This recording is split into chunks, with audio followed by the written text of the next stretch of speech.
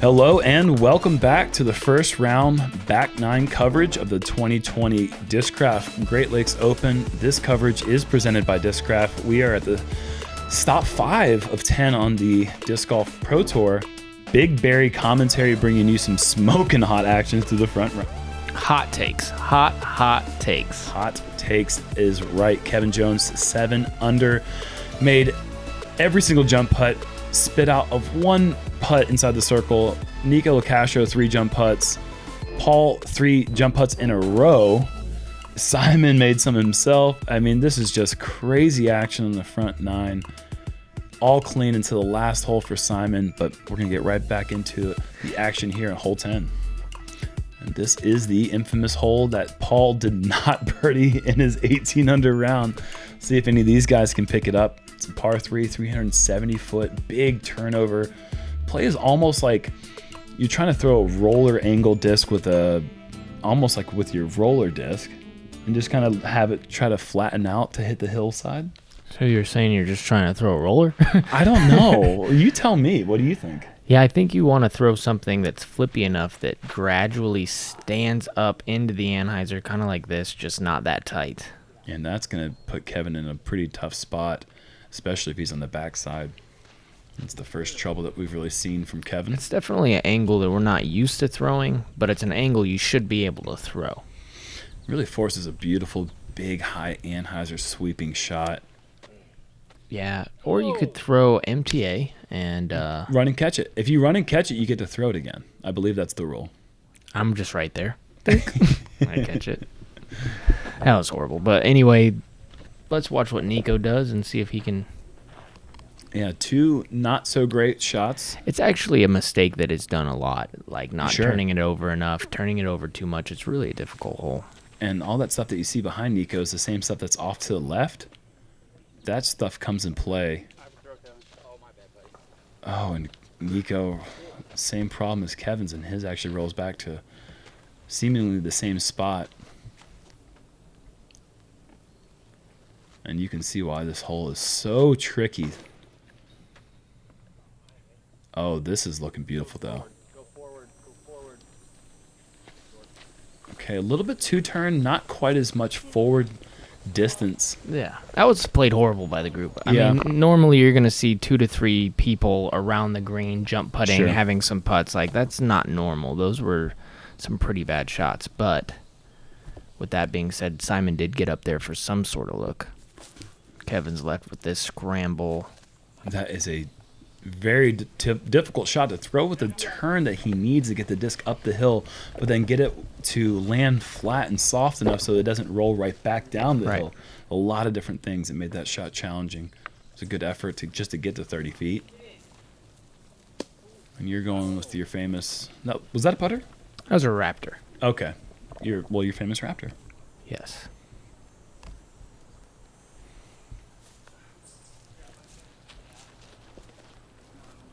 Pretty good. All a couple little scramble kind of shots. I mean, you should be able to get up and down from all those spots.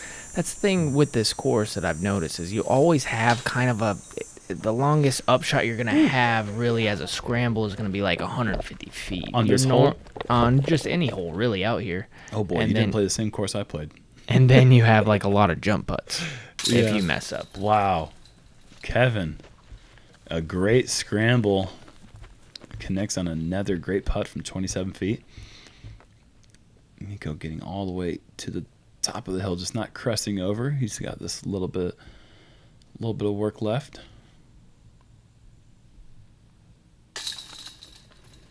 He cleans up his par. Are you saying just on the par 3s, or are you saying on the I feel par like in 4s? general. Oh, wow. In general, anybody who's playing decent is going to have like a lot of Oh, looks. no. I'm not going to try to make excuses for that, but sometimes those It fell out of my pocket. God, I've never heard that one before. It just fell out of my pocket. Sometimes those super downhill putts with the slope we could continues go into down. what was going on into my head if you would like. I'd love it. Actually, before we go into the whole preview, tell me, please. I was thinking, wow, Nikko took a long time to make that short putt. I'm not going to take that much time, and I should have, and I threw it. And then I thought, It's impossible to miss it low. And then, then it fell out of my pocket. Sorry. All right, let's get back to hole 11 now. 358 feet. Just go ahead and call it 500 feet because this thing is all the way up. This is about 7 floors of elevation change. Mentioned on the front 9, this course sports 61 floors of elevation as Kevin just... That is so incredibly good. That is not easy to do. That was really, really good, and you couldn't have thrown it any better. You really can't. So the play, because we didn't really get to talk about that, that's my fault. That's my fault. Is you want to kind of push that early tree with a flip up with one of your most understable drivers, and you have to go with a fast driver too because you're just crushing this shot. It really takes every bit of 500 feet of power, I think, to get there. Simon, that's the tree you're trying to miss on the right side. Actually, a fortunate kick. It gets pretty rough in there on the left. Yeah, and this is like, if I throw it as good as I possibly can, I think I can maybe get just inside the circle. Yeah, maybe. That's kind of what I'm thinking too. I'm trying to get just a look. And that is a great release. That's going to be drifting a little bit left. Oh, wow. Okay. Yeah, I caught all this stuff. I thought you just got around it. But that tree really sticks out in the fairway, and Kevin just so nicely flips it up around the outside. Yeah, it was great. Just picturesque, too. Mm-hmm. Just the way that it, you couldn't have literally drawn it any better. It's so hard to imagine keeping the disc moving with that amount of speed, that steep of an angle uphill. It really shows how much spin he's getting behind his shot. So, the funny statistic was... Oh, wow, that was a great effort from Simon. Before my putt here, I was 0% in the circle and 100% outside the circle. Because you either had to tap in, so it didn't count as an inside the circle putt. Yeah. That is amazing. Yeah. And this guy is just on those. That is 4 through the first 11 holes Nikko's made from outside the circle. Yeah, Simon showed me that statistic. He brought it up and he's just giggling. I'm like, thanks, man. And so maybe that focused you in. And I just switched putters. And that's the other one I gave you. No, I stole this out of Bob's yard this weekend. Here's Kev. Bob Julio, one of the employees at DISCRAFT, a local around here. Is the DISCRAFT factory is a short drive down the road. Mm-hmm. He's the team manager. This is DISCRAFT territory, obviously, and huge presence here at this event. The host site for the United States Amateur Championship every year. On to hole 12. This is one of the most difficult birdies on the course. Par 3 for the men. It's so tough that it's actually par 4 for the women's field. 534 feet downhill, and the tricky part is getting around that tree right behind and somehow hitting this gap. Drone makes it look easy, but it is anything but. You're going to see a lot of rollers, a lot of forehands.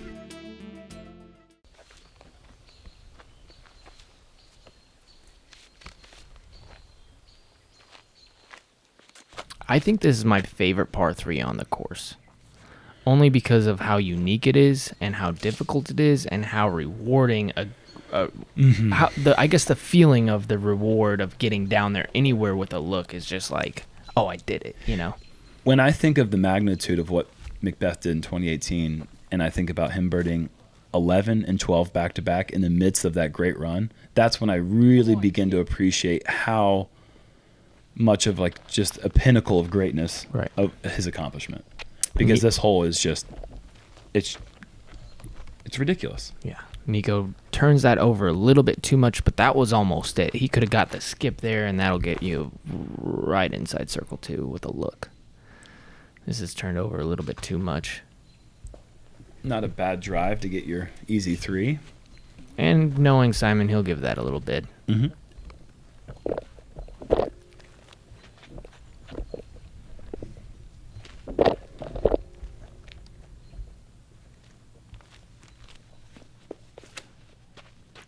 Oh, this is a unique take on this one. Are you just trying to punch Like, are you just trying to get through? I was trying to throw to where it would like just break over. Like, it was a comet, so as soon as it gains speeds, you know, it's gonna want to drift right. I was hoping. And yeah, it just wasn't great. A decent imagination, just didn't quite get the desired. Oh, good height on that one. Perfect.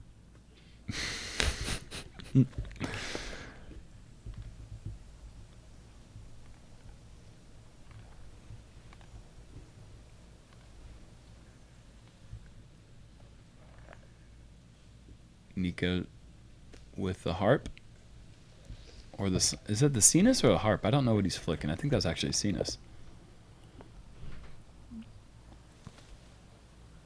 But I've never got a disc right once in my entire commentary career, so I'm not going to start now. I'm going to say it was a Cenas. Good call. And Kevin calling it. Didn't quite ring it up, but a good effort. Got to give a shout out to the 6 guys real quick who were able to birdie the field. Wow, 6? That's a lot. That is a lot. I mean, we have 143 play count. Paul, as you collect up your birdie. And Nathan Queen, Emerson Keith, Tristan Tanner, Andy Martin, Nicholas Gill, and Nate Wegren. I'd like to see how they got there because this is such a rewarding birdie. I know Emerson throws sidearm. That's about it. That's sick.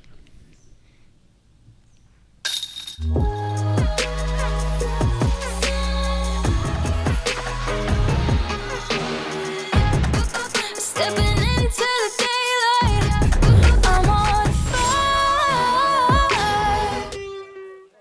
And once again, thank you, DISCRAFT, for supporting our coverage. Moving along to hole 13, the driving range hole. Par 4, 700 feet uphill. And it's just everything you got off the tee. You want to make this approach as short as you possibly can because that hillside is so tough to throw hard. You want to put yourself in a spot where you can just throw a soft approach shot, some mid-range or putter up to the pin if you can. And all right side is all in bounds, and I wonder if that went 700 feet. That was a cool far, rush. yeah. It's really not that bad of a place to be over there. He'll have some high grass to. I think it's a little tougher over there because then it becomes more of a straight shot than like a gradual hyzer. Sure. But it's definitely doable. It's not like. Nikko going with the force flex and hyzer, keeping it in the fairway. Not as far as he can throw, but not a bad shot.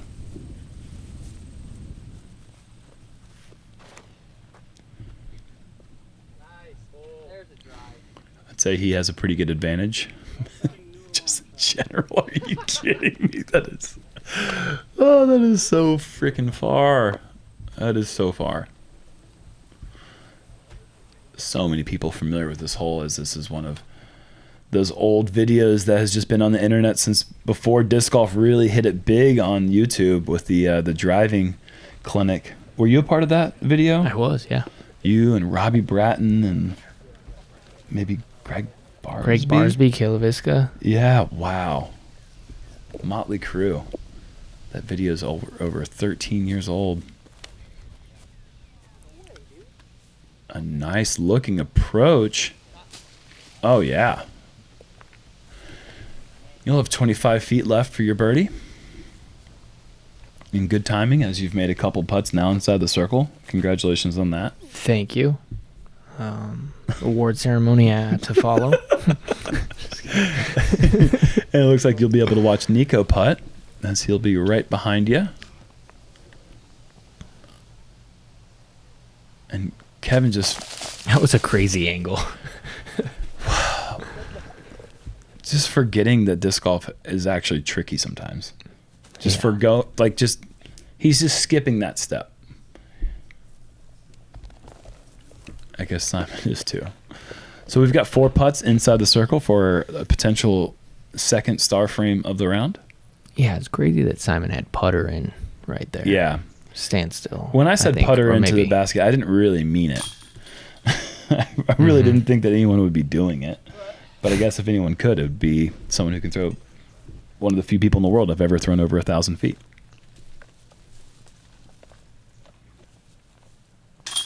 And I guess officially it's only 2 people, right? There's been a few. I mean, I've stopped at some pretty big bridges. Shut up, dude. And there is the star frame as Kevin Jones is continuing that round, and Nikko right there too. He's 7 under.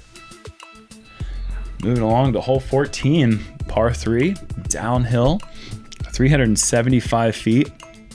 The play here is just to throw a wide fairway driver, something stable perhaps, and try to go in this back door behind this tree right there. Try to swing the disc in the back door and give yourself a 25-foot putt to an elevated pin.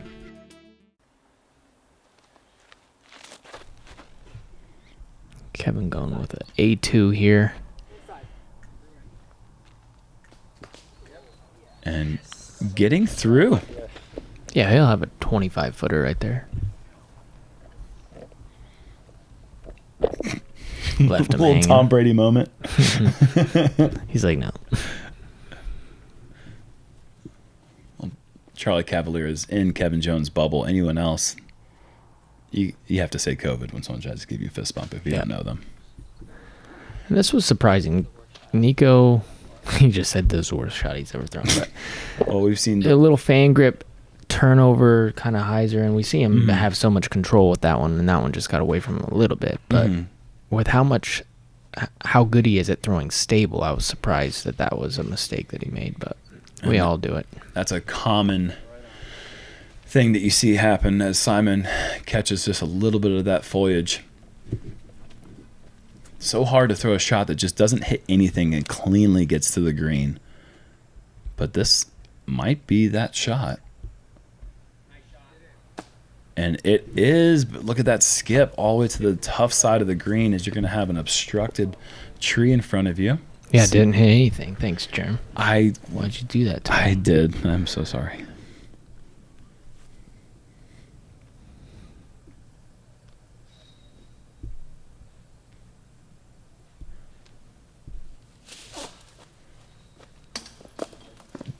Wow, this guy is on a mission right now. Yeah, he is absolutely deadly outside the circle the last few tournaments.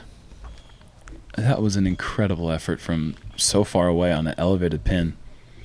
And it's even downhill from there too. So, I mean, a lot of risk to run that. Oh, Simon. Just knocking on the door, just unable to get the buzz of the ball in as he gives. I just love how he always finds the camera at the right moment.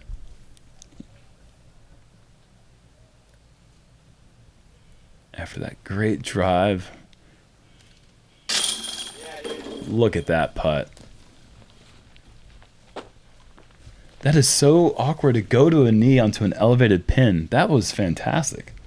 Yeah, I actually had to go through those branches too. It wasn't like I was wide open. It was a lot better than that angle gave it credit for. Plus, me making 25-footer is a lot better than the angle gave. You had to work harder than Yes. Kevin did. Kevin just did a routine 25-footer. You had to, as he moves to 10 under. Unreal. Only missed 4.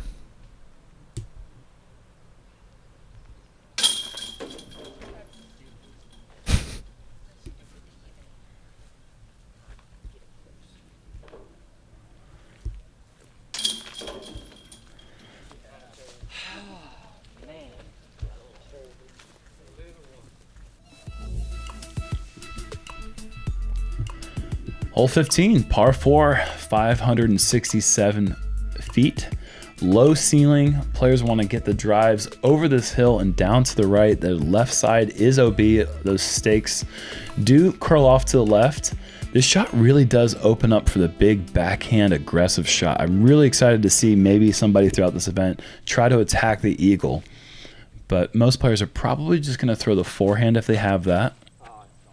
Yeah, these are probably the widest tee pads we've ever been able to throw on.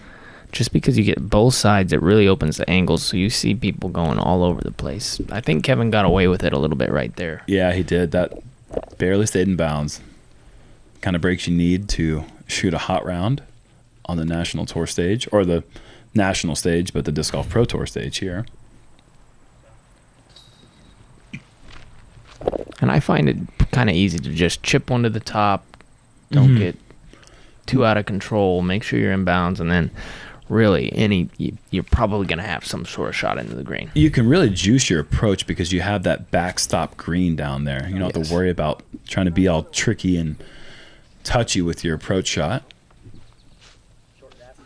Nikko might have a little bit of that high bush in his run-up. And Simon not taking the bait, going with the mid-range off the tee. Again, I guess it's not really worth it to try to go for the big shot. He was thinking about it. It lines up so perfect for the late flip backhand driver.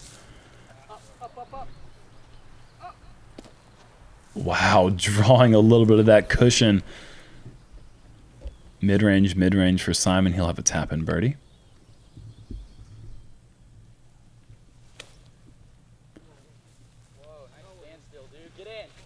That is beautiful. Wow.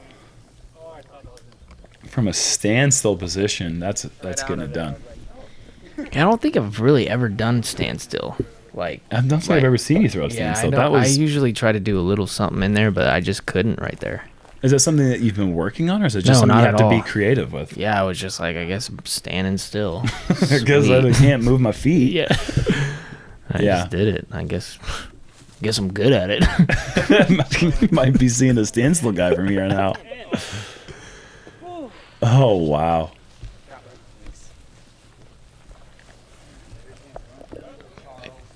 That guy was pumped. Yeah, Ooh, a little tickle? I mean, I'd be pumped too. You're moving up the fairway to go 11 down through 15. Firing on all cylinders. It's fun to watch. Nikko's one of my favorite players to watch. He really is. Sure. I think he might be top 5 favorite people to watch play disc golf. No offense to the rest of the guys on the card, but yeah. Well, you got Simon, who's many people's favorite person to play with. I'm top 5 worst people I'd want to watch play for myself. Sure. I haven't actually. I've closed my eyes this entire round. I haven't seen you throw a single throw. All you got to do is listen to the breeze of my putt. I just made that one birdie. And that is that's another star frame for our card.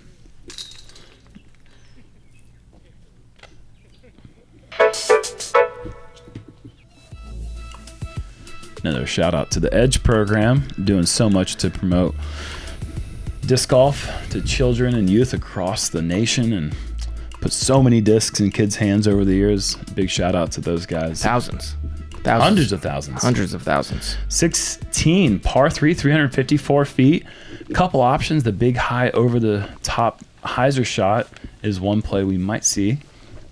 But the rest of the card probably is going to go with a mid-range flip up, maybe even a fairway driver. Try to keep it right down the middle. Kind of like that. So good. Wow. When you're on, man. This is Kevin Jones' day.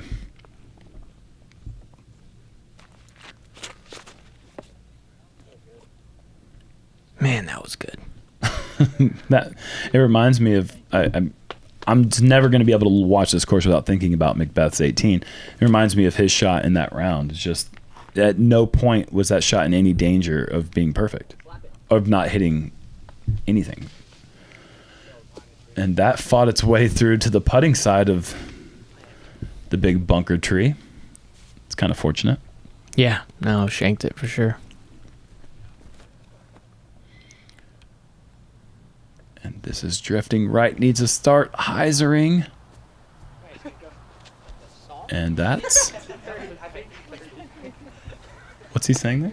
He was saying he didn't really throw it, and it was just going so slow the whole time. And it really did. It looked like, even from our view here, it looked like it might clip those limbs, and it just... Yeah, didn't have the speed to do it. Go in for sure. Go in. Go in. Oh, Wow. It looked really good. Yeah, it did. I love that he's so in tune with his disc and his throw that he knows that had a good shot the second it released his hand.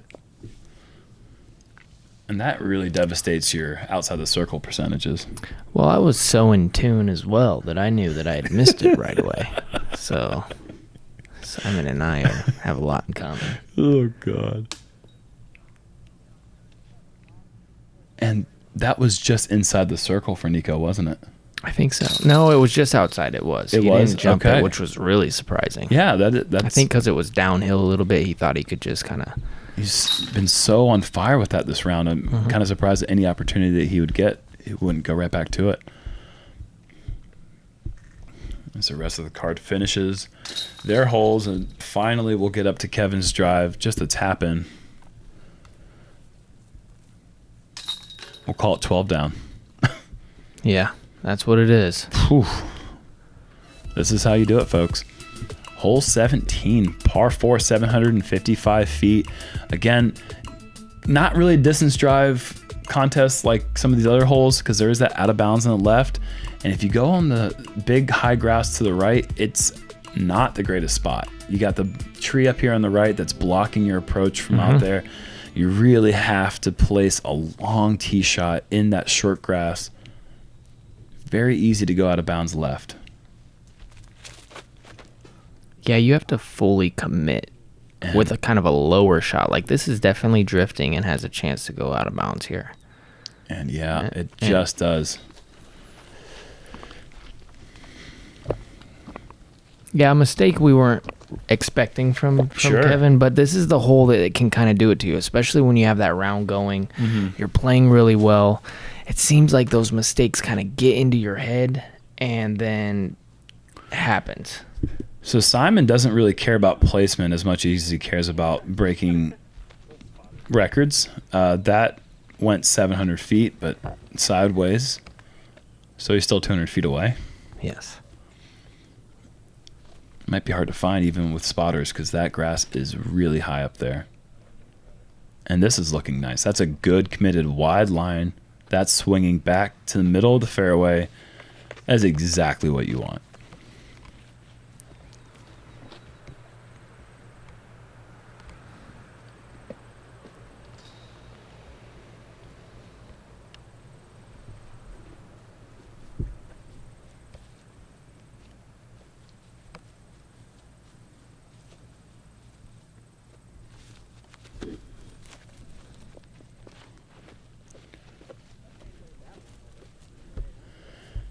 Nikko playing safe. Yeah, that is ultra safe. I don't know if that's what his game plan is. No, obviously he wanted a little flex out of that, but that's a smart play. You know, yeah, if he gets the flex out, it's perfect. If he doesn't, he still has this shot into the green, which is great.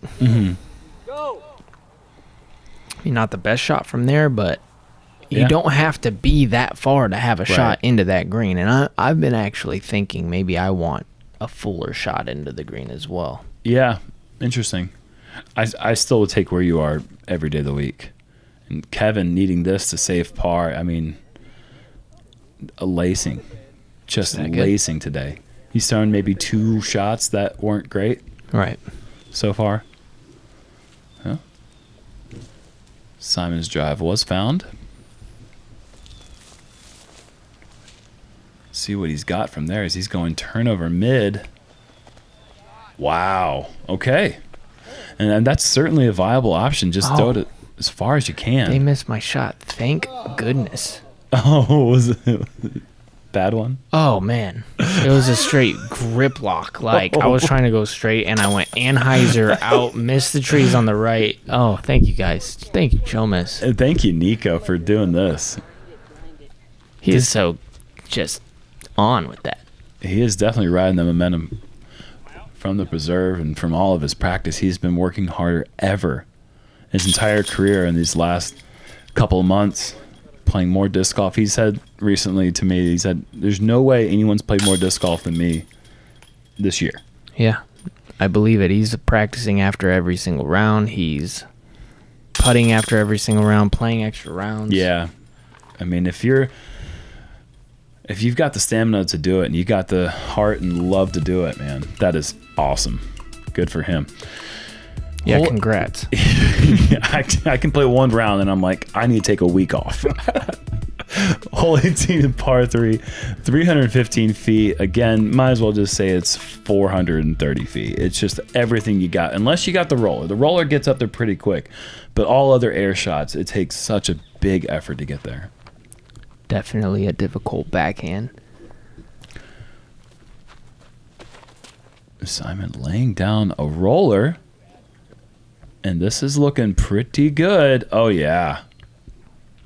Has parked. Simon is going to finish with a tap and birdie on 18.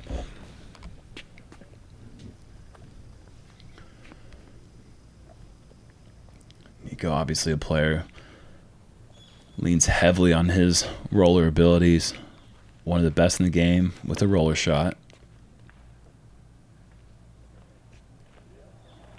And showing UI right there. I'd say that's a good look at it. 23 feet.